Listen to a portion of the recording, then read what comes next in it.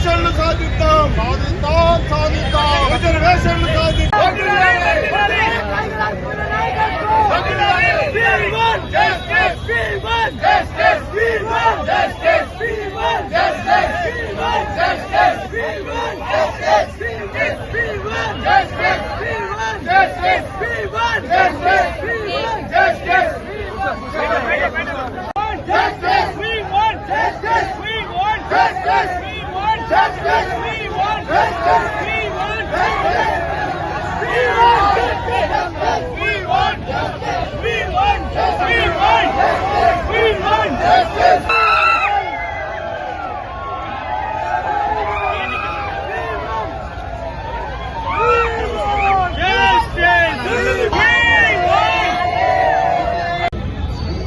కాంగ్రెస్ ప్రభుత్వము డెలిబరేట్ గా ఉద్దేశపూర్వకంగా కుట్రపూరితంగా లోకాబాదిగా 43% రిజర్వేషన్లు ఇస్తామని 2 సంవత్సరాల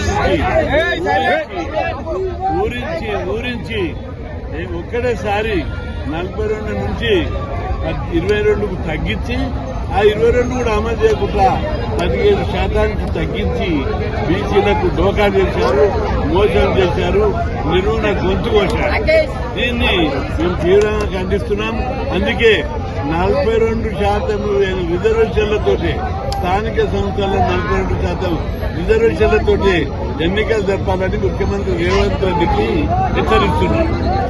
మేమన్నది ఆ ముచ్చట 1 సంవత్సరం నుంచి మీరు అసెంబ్లీలో తీర్మానం చేశారు, మంత్రివర్గంలో 3 సార్లు తీర్మానం చేశారు, ఆర్డినెన్స్ తీశారు, జీవో తీశారు, అనేక రకాలుగా బీసీలకు కల్పించి ఆశలు కల్పించి ఒకటేసారి మొదలేమో 42% తోటి జీవో నెంబర్ 9 విడుదల చేశారు.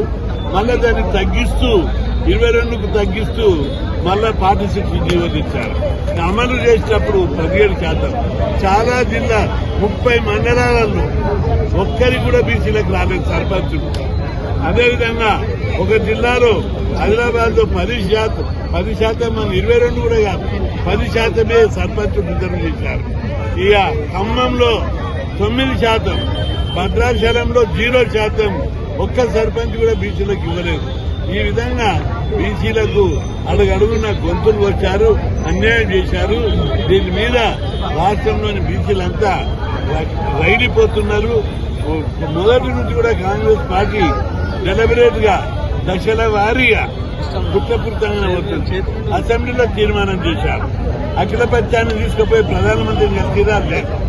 అదేవిధంగా పార్లమెంటులో లోక్సభలో ఈ కాంగ్రెస్ కూటమికి 236 మంది ఎంపీలు ఉన్నారు. ఒక్క రోజన్నా పార్లమెంట్ లో బైకాట్ చేశారా అడిగారా అని నేను అడుగుతున్నాను. బీహార్ లో ఓట్ చేయరని పార్లమెంట్ లో కాంగ్రెస్ పార్టీ 1 రోజులు బైకాట్ చేసి బహిష్కరించారు పార్లమెంట్. ఒక్కరోజు పార్లమెంట్ నడవనీయలేదు. కానీ బీసీల గురించి 1 గంట 1 రోజు కూడా చర్చకు పార్లమెంట్ లో పెట్టలేదు. దీన్ని బట్టి చూస్తే మీరు బీసీ వ్యతిరేక వైఖరి అడుగడుగున ఉన్నారు. అదే కాదు, ఇంకా అనేక సందర్భాలలో కాంగ్రెస్ పార్టీ ఉద్దేశపూర్వకంగా లోకాబాద్ పనులు చేస్తుంది. జనాభా లెక్కల్లో అవకతవకలకు ఏర్పడ్డారు. రిజర్వేషన్ల జీవోలో ఒకవైపు హైకోర్టులో కేసు ఉంది. హైకోర్టులో కేసు ఉండగా ఆ జీవోను హైకోర్టు కొట్టేయలేదు.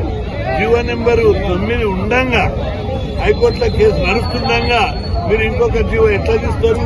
ఎన్నికలకు ఎట్లా పోతారు? హైకోర్టులో కొట్టేస్తే ఎన్నికలకు, సుప్రీంకోర్టులో కొట్టేస్తే ఎన్నికలకు, హైకోర్టులో కేసు విచారణ ఉండగా ఏ విధంగా ఎన్నికలకు కొడతారు? ఇది చాలా అర్ధాంతరంగా అన్యాయం చేయడము.